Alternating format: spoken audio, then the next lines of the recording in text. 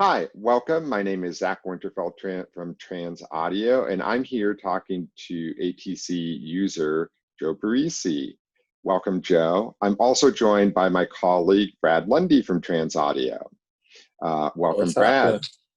So, Joe, I don't think you need an introduction. I'm pretty sure you are well known by everybody in the world, but just in case there's one or two people out there who aren't familiar with you, you are a engineer, producer, and you've worked with bands like Weezer, Tool, Queens of the Stone Age, Avenged Sevenfold, Slipknot, and a bunch more. Chevelle, Melvins, And the king of guitar tone, right? Yeah. Yep. And the king of guitar tone. I like recording guitar. So thank you for being here. We really appreciate your Thanks. time. Thanks for having me. You know, Is it light enough in my area? Can you see the full studio tan I have going on right now? Yeah, you look great. Exactly. Now you've had ATC 25s for quite a while. How do you find yourself using them most of the time? It's interesting for me.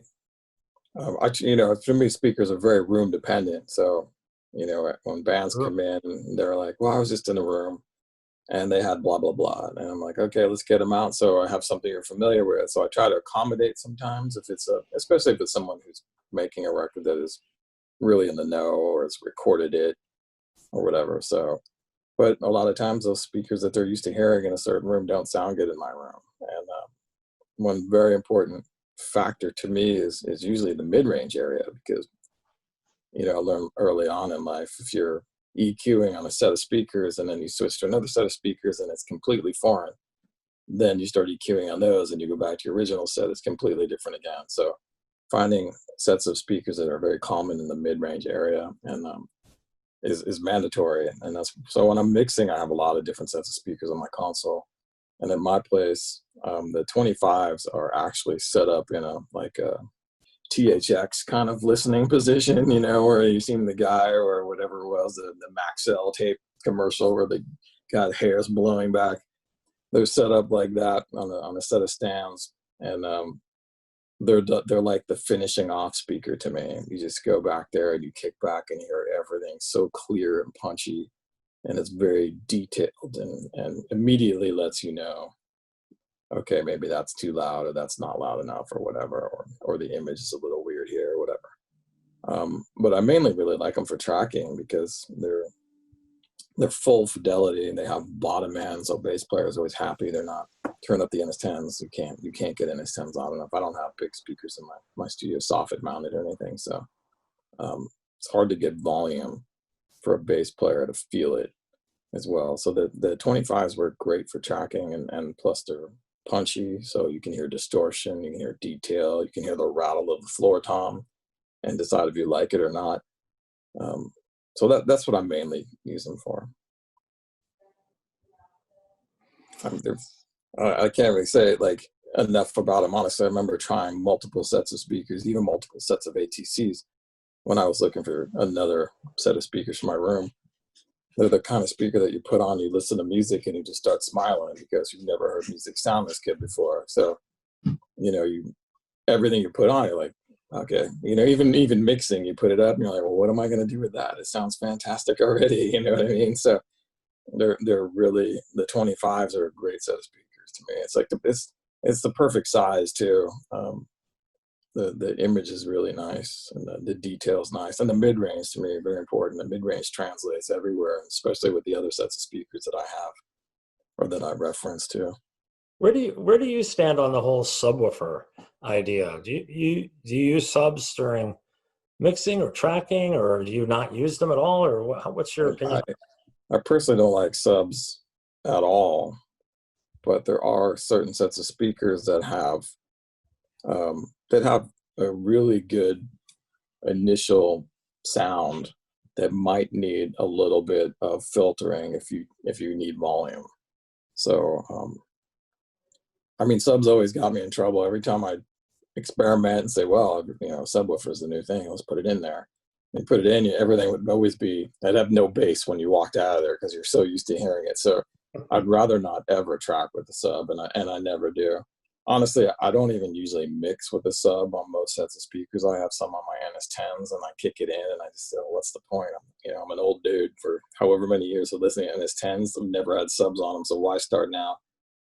But there are some sets of speakers that I like the sub on, just to have that extended bottom as a purely as a finishing listen, not as a let me get my low end right, because yeah, I think that depends on the room you're in and the subwoofer itself too. Something that we discussed earlier. Everybody just thinks that one big sub is all they really need because it's low end, right? Low end's omnidirectional, and you just need to fill the room up.